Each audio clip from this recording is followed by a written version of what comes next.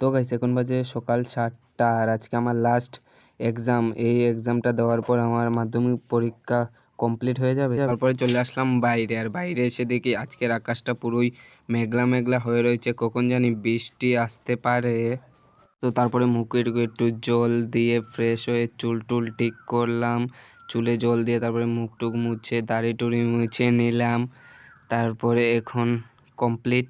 তারপরে চলে আসলাম ঘরে আর মুখ টুক মুছে একটু চুল টুল ঠিক করে নিলাম, আর কোকিল পাখি ডাকছে এদিকে কুকু দিয়ে, শুনেছ তুই?